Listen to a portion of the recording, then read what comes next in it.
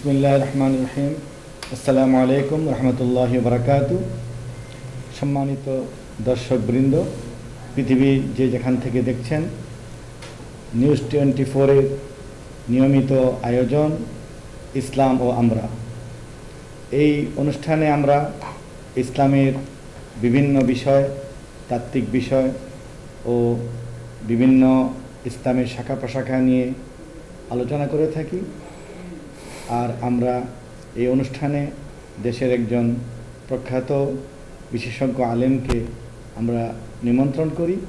আজকে আমাদের আলোচ্য বিষয় হলো ইসলামে ত্যাগের মহিমা। ইসলামে ত্যাগের মহিমা বিষয়ে আলোচনা করার জন্যে আজ আমাদের এখানে উপস্থিত হয়েছেন দেশের একজন গবেষক, প্রখ্যাত শিক্ষাবিদ, আলেম, হাফেজ মাওলানা প্রফেসর ডক্টর মোহাম্মদ মহসিন উদ্দিন, অধ্যাপক, শান্ত মারিয়াম ইউনিভার্সিটি, উত্তরা, ঢাকা। আসসালামু আলাইকুম। ওয়ালাইকুম আসসালাম ওয়া রাহমাতুল্লাহি ওয়া বারাকাতুহু। আমরা এই ইসলামে ত্যাগের মহিমা বিষয়ে আমরা শাইখের কাছ থেকে আলোচনা শুনব। আলহামদুলিল্লাহ, ওয়াসসালাতু ওয়াসসালামু আলা রাসূলিল্লাহ, ওয়া বা'দ। قال الله سبحانه وتعالى ولنبلونكم بشيء من الخوف والجوع ونقص من الأموال والأنفس والثمرات وبشر الصابرين صدق الله العظيم। সুপ্রিয় দর্শক শ্রোতা, বিষয়টি অত্যন্ত সময় উপযোগী। আমরা কদিন আগেই আমাদের সর্বোচ্চ ত্যাগের পরাকাষ্ঠা রব্বে কারীমের দরবারে উপস্থাপন করেছি। রব্বুল আলামিনের কাছে আমরা সকলে প্রার্থনা করি, তিনি যেন আমাদের এই ত্যাগকে গ্রহণ করেন, কবুল করেন। রব্বুল আলামিনের সামনে আমাদের মাথা নত করা, আমাদের সর্বোচ্চটা আল্লাহর সামনে নিবেদিত করে দেওয়াটাই হলো ত্যাগের সাধারণ একটা উদাহরণ। উচিত তো সকলের জীবনটা আল্লাহ রব্বুল আলামিনের সামনে কোরবান করে দেওয়া। হযরত ইসমাঈল আলা নবিয়্যিনা আলাইহিস সালাতু ওয়াস সালামকে তো আল্লাহ রব্বুল আলামিন তার পুত্রকে কোরবানি করতে আদেশ করেছিলেন। উনি সেটা উপস্থাপন করেছেন এবং সর্বোচ্চ চেষ্টা করে গেছেন, শেষ সময় পর্যন্ত চেষ্টা করেছেন। আল্লাহ রব্বুল আলামিন তার এই চেষ্টাকে কবুল করে, এইটাকে পরিবর্তন করে তিনি বেহেশতি একটি দুম্বাকে উৎসর্গ করার সুযোগ করে দিয়েছেন। আল্লাহ বলেছেন, ওয়াফাদাইনাহু বিযিবহিন আযীম, আমি একটা সুমহান কোরবানিকে তার পরিবর্তে দান করেছি। আল্লাহ রাব্বুল আলামিন বলেছেন, কদ সাদ্দাকতা রুইয়া ইন্না কাযালিকা নাজজিল মুহসিনিন। ইব্রাহিম, তুমি তোমার স্বপ্নকে বাস্তবায়ন করেছো, এভাবেই আমি পুরস্কৃত করে থাকি মুহসিনিন বা নেক লোকদেরকে। এই উৎসর্গের যে সিস্টেম, সেটাকে আমরা ফলো করে আসছি হাজার হাজার বছর থেকে। অনেকে ধারণা করে থাকেন যে শুধুমাত্র ইব্রাহিম আলাইহিস সালাতু ওয়াস সালামের এই পুত্র কোরবানি করার বিষয়টার কারণেই মনে হয় আমরা কোরবানি করি। আসলে সেটা নয়। রব্বুল আলামিন সূরা ইন্না আতাইনাকাল কাউসারের ভিতরে আমাদেরকে কোরবানি করার আদেশ করেছেন। ফাসাল্লি লিরাব্বিকা ওয়ানহার। ওয়ানহার মানে হলো কোরবানি করা। আল্লাহ রাব্বুল আলামিন আমাদেরকে শিখিয়েছেন, ইন্না সলাতি ওয়া নুসুকি ওয়া মাহইয়ায়া ওয়া মামাতি লিল্লাহি রাব্বিল আলামিন লা শারীকা লাহু ওয়া বিযালিকা উমিরতু ওয়া আনা আউয়ালুল মুমিনিন।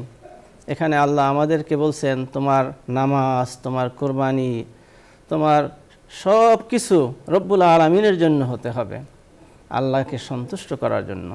সর্বোচ্চ ত্যাগ আল্লাহর জন্য আমাদের উপস্থাপন করতে হবে।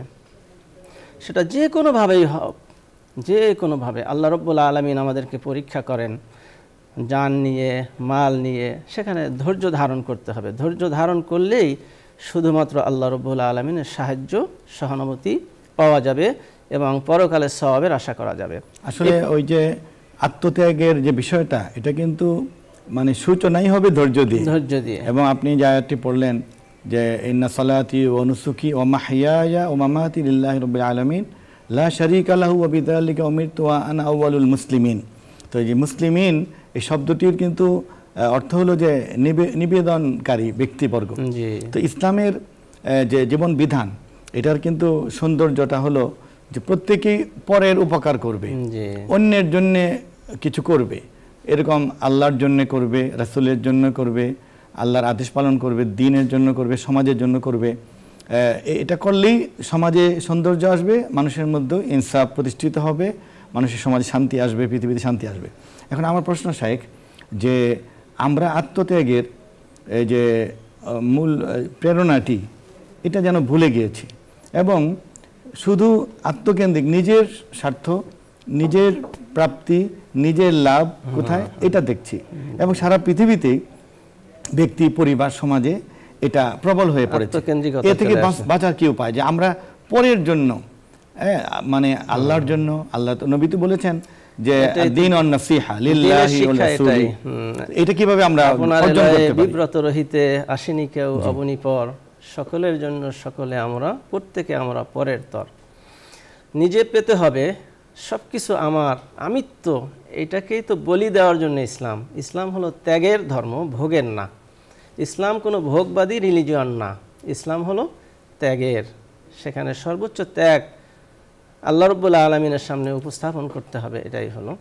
তো কোরআনের পুরো শিক্ষাটা, ইসলামের গোটা ইসলামের শিক্ষাটাই হলো ত্যাগ করার শিক্ষা। এখানে কিছু পেতে চাওয়াটা দুনিয়ায় না। কেন এটা এই রকম? তো পৃথিবীটা হলো একটা মুসাফিরখানা।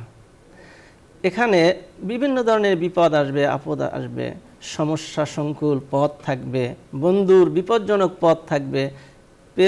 এখান থেকে পেরিয়ে সামনের দিকে যেতে হবে আমাদের, এবং সামনের জায়গাটা হলো বেহেশত। যত প্রাপ্তি আমাদের হবে বেহেশতে, জান্নাতে, পরকালে। পৃথিবীতে যদি আমরা প্রাপ্তির আশায় সব কিছু করি তাহলে পরকালে আর কিছু পাওয়া যাবে না। এজন্য ত্যাগ স্বীকার করতে হবে। আল্লাহ রাব্বুল আলামিন এর জন্য যাকাত ফরজ করেছেন, যে তোমার যে সম্পদ এটা সব তোমার জন্য না। অফি আমওয়ালিকুম হাক্কুম মালুম, তোমার সম্পদে একটা নির্ধারিত অংশ আছে যেটা গরিবের জন্য, লিসাইল ওয়াল মাহরুম, নিঃস্ব ফকিরকে দিতে হবে। এখানেও ত্যাগের শিক্ষা দেওয়া হয়েছে। রমজানে রোজাও ত্যাগের শিক্ষা। সেখানে সকাল থেকে সন্ধ্যা পর্যন্ত আমরা পানাহার ত্যাগ করে সব ধরনের আনন্দ ফুর্তি বাদ দিয়ে আল্লাহর জন্য ত্যাগ স্বীকার করি। তো কয়েকদিন আগে আমাদের হজ সম্পাদন হলো, বিশ্বব্যাপী মুসলমানদের একটি বড় ইবাদত পালন। সেই হজ থেকেও কিন্তু এই শিক্ষাটাই নিয়ে আসা হয় যে অন্যকে প্রাধান্য দাও, হ্যাঁ, আল্লাহর জন্য, দ্বীনের জন্য, দেশের জন্য। কিন্তু দেখেন, আমরা দেখছি যে মুসলিম উম্মার বিপর্যয়ের অনেক বড় একটি কারণ হলো যে নিজের স্বার্থ হাসিলের জন্য নিজের ভাইকেই সে বিশ্বাসঘাতকতা করছে, নিজের দেশের সাথে বিশ্বাসঘাতকতা করছে, নিজের বন্ধুদেরকে শত্রুর হাতে তুলে দিচ্ছে। হ্যাঁ, এভাবে মুসলিম জাতির বিপর্যয়ের অনেক বড় একটি কারণই দেখা যায় যে নিজের স্বার্থ হাসিলের জন্য, সুবিধার জন্য, নিজের প্রতিষ্ঠার জন্য দেশের বিরুদ্ধে, ধর্মের বিরুদ্ধে, নিজের নেতার বিরুদ্ধে কাজ করছে। এই রোগ থেকে বেরিয়ে আসার কি উপায় একটু বলে? ইসলামের অনুশাসন মেনে চলা, আল্লাহ রাব্বুল আলামিনের যে আদেশ সেটাকে আমাদের ফলো করতে হবে। আল্লাহ রাব্বুল আলামিন আমাদেরকে বলছেন যে তোমরা আল্লাহর নিবেদিত প্রাণ হও, মুসলিম হও, আত্মসমর্পণকারী হও। নিজে পাওয়ার জন্য নিজে সব লাভ খুঁজবো, লসের ভাগী আমি হব না, এটা ইসলামের শিক্ষা না। এজন্যই যদি প্রকৃত ইসলাম পালন করা হয়, ইসলামের আদর্শ যদি নিজের ভিতরে গ্রহণ করে, তাহলে সে ব্যক্তি কখনোই আত্মকেন্দ্রিক হতে পারে না, অহংকারী হতে পারে না, নিজের ভাইকে অপরের হাতে, শত্রুর হাতে তুলে দিতে পারে না। কারণ নিজের জন্য যা পছন্দ করবে সে ভাইয়ের জন্য তাই পছন্দ করবে। এটা এই ত্যাগের মহিমাটাই আসলে আমাদেরকে অর্জন করতে হবে। সম্মানিত দর্শক শ্রোতাবৃন্দ, শাইখের কাছ থেকে আমরা ইসলামে যে ত্যাগের শিক্ষা এ নিয়ে আলোচনা শুনছিলাম। এই বিষয়ে অথবা ইসলামের অন্য কোনো মৌলিক বিষয়ে, জীবন ঘনিষ্ঠ কোনো বিষয়ে আপনাদের যদি প্রশ্ন থাকে আপনারা প্রশ্ন করবেন এবং টিভির ভলিউম কমিয়ে নেবেন। তো আমরা শাইখের আলোচনা শুনছিলাম ত্যাগের বিষয়ে। আমরা আমাদের বাংলাদেশের প্রেক্ষাপটে আমরা জি, প্রশ্নকারী। আচ্ছা, দর্শকদের মধ্যে কে আছেন প্রশ্ন করুন। আসসালামু আলাইকুম। ওয়ালাইকুম আসসালাম।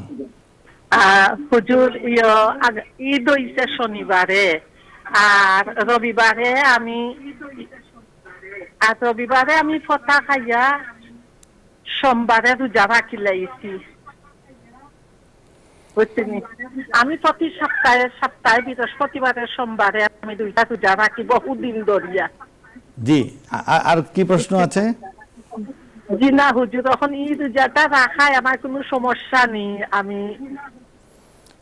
আমি যতটুকু বুঝতে পেরেছি, তিনি তার স্বাভাবিক নিয়ম অনুযায়ী ওই সাপ্তাহিক আইএমএ বীজের রোজা রেখেছেন, কিন্তু এই ঈদের পর যে 4 দিন রোজা নিষিদ্ধ, এটা উনি হয়তো জানতেন না। তো এই যে বছরে 5 দিন, ঈদ উল ফিত্রের একদিন, আর এখানে আইএমএ তাশরিকের এই দিনগুলো 10, 11, 12, 13 রোজা নিষেধ, এটা উনি রেখে ফেলেছেন। তো এই বিষয়ে আপনি যদি বলেন। আচ্ছা, নিষিদ্ধ দিনে রোজা রাখা এটা আসলে ইসলামের বরখেলাপ করেছেন আদেশের। এটাকে শরীয়তে বলা হয়েছে 5 দিন রোজা রাখা হারাম।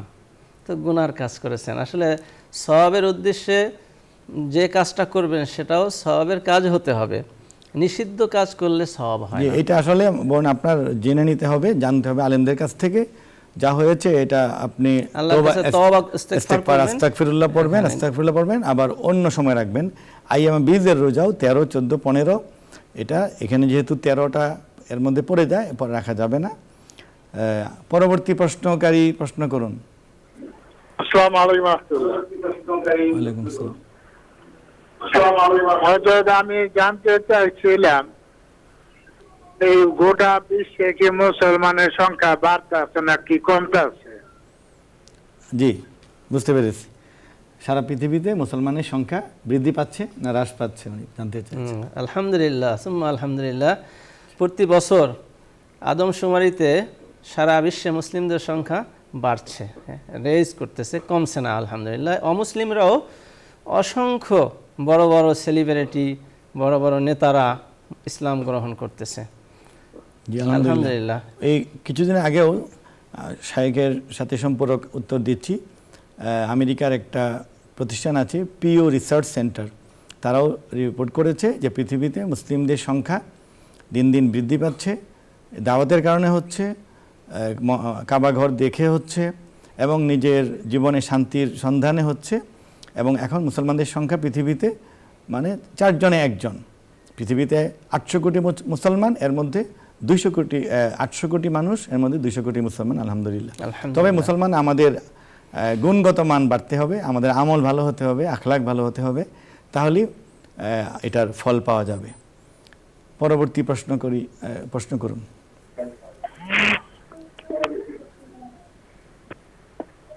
হ্যালো, জি বলেন, প্রশ্ন করেন। জি, আমি এই যে ইসলামিক অনুষ্ঠানটা দেখতেছি, এটা প্রশ্ন করতে চাইছিলাম। শোনা যাচ্ছে না, একটু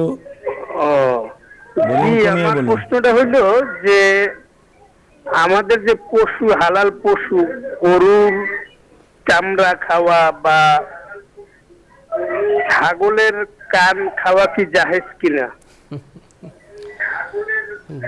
আবার একটু বললেন। বুঝতে পারছি। মানে হালাল পশু, যে হালাল প্রাণীর কিছু অঙ্গ আছে যেটা খাওয়া হাদিসে নিষেধ আছে, আর কিছু অঙ্গ আছে এটা নিষেধ না। তার ভিতরে চামড়া বা কান এটা নিষিদ্ধ অংশ না। ক্ষতিকারক কিছু অঙ্গ আছে বা নাপাক আছে, এটা না খাওয়া উচিত। তবে কান, চামড়া এগুলি খাওয়া যাবে, হালাল। প্রক্রিয়াজাত করে রান্না করে। এটা পশমটা নিষেধ, তারপরে নখ এটা খাওয়া যাবে না, এটা যৌনাঙ্গটা খাওয়া নিষেধ, এইটা আর কি। আর হাড় যেটা হজম হবে না সেটা খেতে পারবে না, তাহলে ক্ষতি হবে আপনার। এই জাতীয় জিনিসগুলি খেতে নিষেধ করা হয়েছে, কিন্তু যেগুলি খেয়ে হজম করা যাবে এবং ভালো। অনেক সময় তো চামড়াটা মানুষের জন্য উপকারী। আপনার স্কিন ডিজিজ থাকলে যাবে, চামড়ার ভিতরে অনেক ধরনের ভিটামিনস, মিনারেলস আছে, এটা মানুষের শরীরের জন্য উপকারী। আপনি দেখবেন যে আমাদের মুসলিম দেশগুলোতে চামড়ার এরকম খাওয়ার প্রচলনটা নাই, অনেক দেশে চামড়া ফেলেই না, চামড়া সহ উপর থেকে পশমটা ফেলে দিয়ে প্রক্রিয়া করে চামড়া সহ খেয়ে ফেলে। এটা পরিচ্ছন্ন করে নিতে হবে। ঠিক আছে, পরবর্তী প্রশ্ন করুন।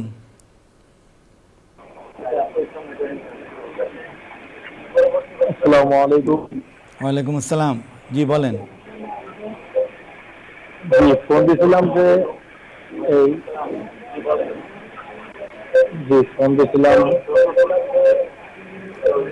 আপনার বাঘে কোরবানি দেওয়াটা কতটুকু যায় এই সম্বন্ধে একটু জানতে চাচ্ছিলাম। জি, মানে শরিকানা কোরবানি কি বললেন, আবার একটু স্পষ্ট করে বলুন। জি, আমি বলতে চাচ্ছিলাম যে বাঘে কোরবানি দেওয়াটা কি জায়েজ আছে কিনা এটা জানতে চাচ্ছিলাম। আর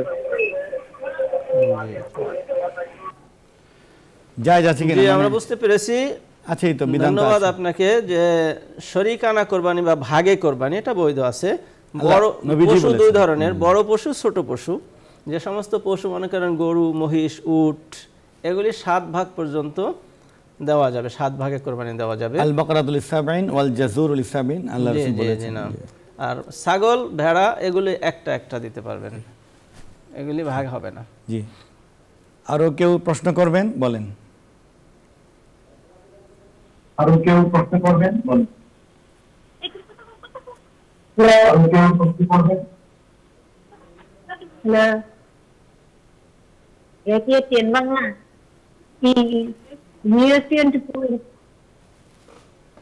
জীবন, আবার বলেন। এরা কি নিউজ 24 ইসলামী অনুষ্ঠানের নাম্বার? জি, নাম্বারে প্রশ্ন করুন। হ্যালো, আমি একটা প্রশ্ন করতে চাই। জি বলেন। আমি যে যদি কেউ বলে যে অমুক জিনিস কারোর সাথে রাগ করে যে অমুক জিনিস খাবো না খাইলে মা বাবার মাথা খাই, বা অমুক জিনিস খাবো না খাইলে আমার মাথা খাই, এগুলা খাইলে কি কোনো গুনাহ হবে? এটা কি কসমে পড়ে? করলে কি? এটা একটু ভালো করে বিস্তারিত ভাবে জানাবেন।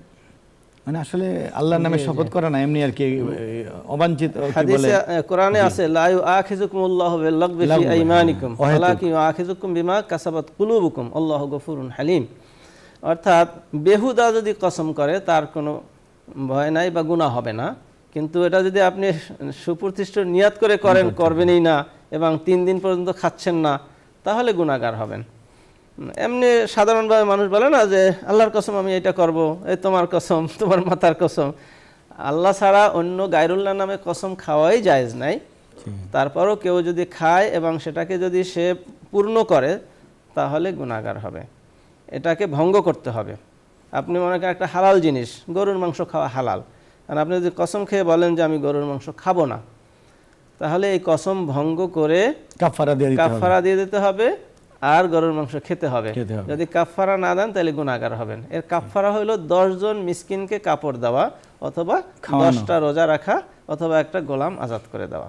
জি, মানে অহেতুক প্রশ্ন করলেও বা অহেতুক মানত করলেও এটা গুনাহ হবে, ইস্তেগফার করতে হবে। এটা 7ম পারার প্রথম যে পৃষ্ঠা, ওইখানে এই কসমের কাফারার কথা উল্লেখ আছে, ওটার অনুবাদ পড়তে পারেন। জি ধন্যবাদ। আচ্ছা, আর কেউ প্রশ্ন করবেন?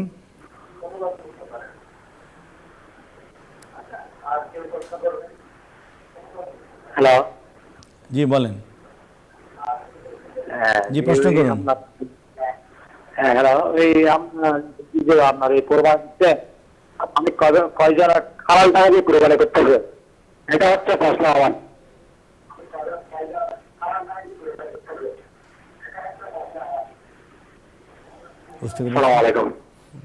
ওয়ালাইকুম সালাম, একটু স্পষ্ট করে বলেন। বলতেছি যে আমি কয়জনের হালাল টাকা দিয়ে কোরবানি করতে হবে, কয়জনের কুরবান কবুল হচ্ছে আল্লাহর দরবারে? জি, আপনি কি করেছেন?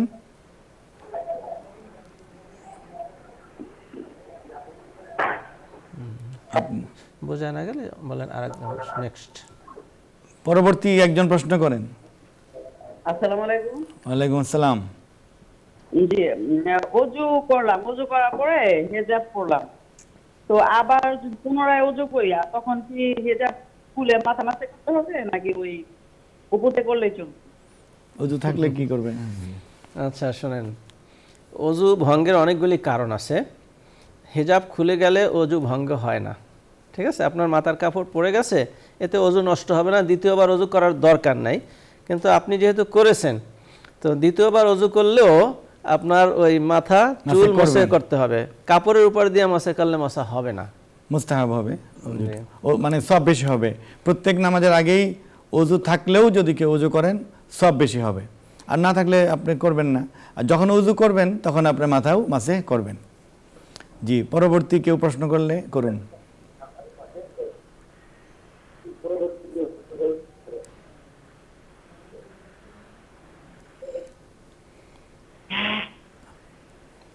জি, প্রশ্ন করুন। আসসালামু আলাইকুম। ওয়ালাইকুম আসসালাম। হুজুর, আমি একটা জিনিস জানতে চাই, জি, যে আমরা যে জামাতে নামাজ পড়ি, আকামতে যদি কোনো ভুল হয় তাহলে কি নামাজের কোনো ক্ষতি হবে কিনা বা নামাজ হবে কিনা? জি, একামতে ভুল হলে জি জি, নামাজের শুরুতে এটা আকামাত বলবেন, মানে ইকামত, রস্বই দিয়া বলবেন ইকামত। আর ইকামত হলো নামাজের বাইরের একটা অংশ, এতে নামাজের কোনো ক্ষতি হবে না, নামাজের কোনো নোকসান হবে না ইনশাআল্লাহ। জি, তবে ভুল না হওয়া উচিত, ইকামত শিখে নিতে হবে যাতে ভুল না হয়। জি, তাহলে প্রশ্নকারী আর নেই না, আমরা এখানে মোনাজাত করেন। জি জি জি, সম্মানিত দর্শক শ্রোতাবৃন্দ, আমরা ইসলামে ত্যাগের মহিমা নিয়ে আলোচনা করছিলাম এবং আপনাদের প্রশ্নের উত্তর দেওয়া হয়েছে। আমরা এই বিষয়গুলির উপর আমল করার চেষ্টা করি, আমাদের যারা অধীনস্থ তাদেরকে শিক্ষা দেই। আজকের এই অনুষ্ঠানের শেষে মোনাজাত হবে, মোনাজাত পরিচালনা করবেন আজকের সম্মানিত অতিথি প্রফেসর হাফিজ মাওলানা ডক্টর মুহসিন উদ্দিন। আস্তাগফিরুল্লাহ রাব্বি মিন কুল্লি যামবি ওয়া আতুবু ইলাইহি লা হাওলা ওয়া লা কুওয়াতা ইল্লা বিল্লাহিল আলিয়্যিল আযীম। আল্লাহুম্মা সাল্লি আলা সাইয়্যিদিনা মুহাম্মাদিন ওয়া আলা আলি মুহাম্মাদিন কামা সাল্লাইতা আলা ইব্রাহিম ওয়া আলা আলি ইব্রাহিম ইন্নাকা হামিদুম মাজিদ। আল্লাহুম্মা আমিন। ربنا ظلمنا أنفسنا وإن لم تغفر لنا وترحمنا لنكونن من الخاسرين. آمين.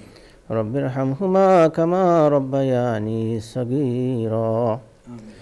اللهم ربنا حبب إلينا الإيمان وزينه في قلوبنا وكره إلينا الكفر والفسوق والعصيان. اللهم اجعلنا من الراشدين واجعلنا من التوابين والمتطهرين. آمين. اللهم أيد الإسلام والمسلمين. آمين. واخذل الكفرة والمبتدع والمشركين. اللهم أهلك الكفرة والمبتدع والمشركين. آمين. اللهم أهلك اليهود والنصارى ومن آلاهم. اللهم أيد الإسلام والمسلمين في فلسطين. آمين. وفي إيران وفي جميع أنحاء العالم. آمين. يا رب العالمين. يا الله, আমরা এই অনুষ্ঠানের মাধ্যমে ইসলামের বিভিন্ন বিষয়ে আলোচনা করার সুযোগ পাই। আল্লাহ, এই অনুষ্ঠানকে তুমি কিয়ামত পর্যন্ত কবুল করে নাও আল্লাহ। আমিন। আল্লাহ, বসুন্ধরা গ্রুপকে তুমি কবুল করো আল্লাহ। আমিন। বসুন্ধরা গ্রুপের চেয়ারম্যান মহোদয়, এমডি মহোদয় সহ সকল কর্তা ব্যক্তিদেরকে সুস্বাস্থ্য দান করো আল্লাহ। তাদের সকলের ঘরে খাস রহমত নাজিল করো ইয়া আল্লাহ।